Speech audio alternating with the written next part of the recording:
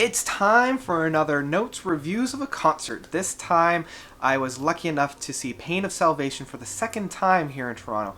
They're playing at the Mod Club, promoting their latest album, In the Passing Light of Day, which I really enjoyed. So I was really excited to listen to a lot of these songs played live.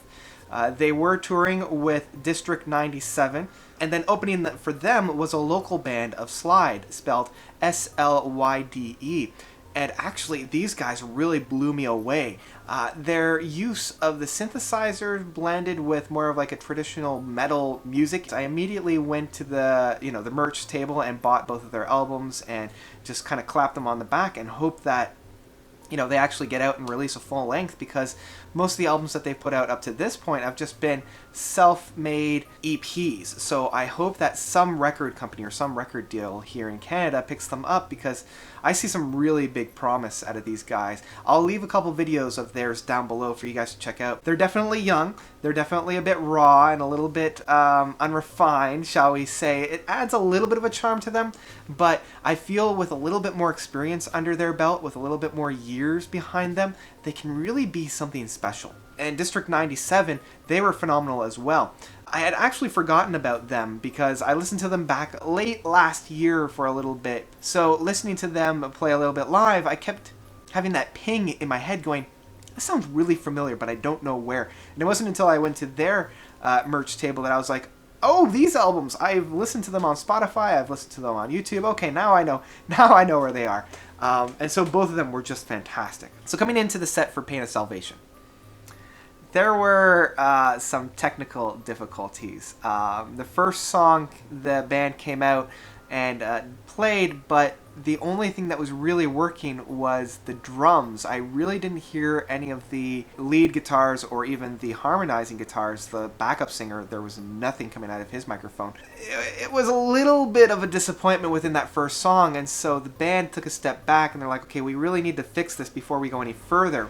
So they spent probably a good 10 to 15 minutes with the sound crew just really figuring out what was going on, and I don't actually believe they solved the entire problem, because throughout the rest of the set, it was really hard to pick up Daniel's lead guitars as well as some of the backup instruments. Now, I was pretty lucky in that I was really close to the stage, so whenever he was yelling, I could still hear it, but it wasn't really amplified by the microphone. And I felt like some of the guitar riffs that really provide some great spice and that essence of a song really didn't hit me. I don't want to say the drums were overpowered, because the drums were set at a very nice level. It was everything else that was very quiet.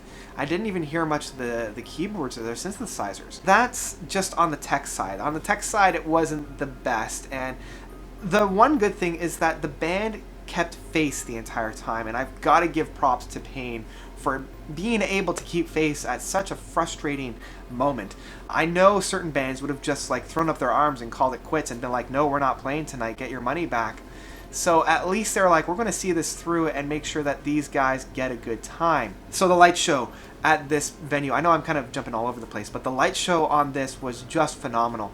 I love how they were able to switch the colors of the lights in like a form of a rainbow, so that it would start off with like a very deep purple and then move into like an orange but go through blue, green, and yellow. The stage presence and just how the band is able to capture the spirit of the audience was just fantastic. The song selection was also very good. They were playing a lot from Remedy Lane, they were playing a lot from Perfect Element, so the two albums that I really enjoy and the most that I've really heard. And they only really played 3 songs off of the latest album, which I wish that they played a little bit more off of. I was able to speak with one of my friends that I met there, who saw them in the States on Sunday, and she said that they played at least 6. So I don't know if there was a little bit of a compromise because of that beginning. I'm not going to fault Pain for that. I mean, they still delivered a fantastic show, even if it was compromised. So overall, I had a fantastic time and can't wait to see them again.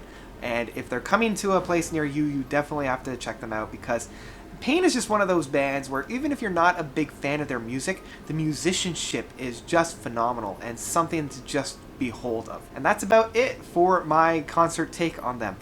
Have you guys seen them? If you have, let me know of your own experience down below. I can't wait to kind of compare notes, so to speak. And thank you guys so much for watching. You guys are definitely the best. And until next time, notes out.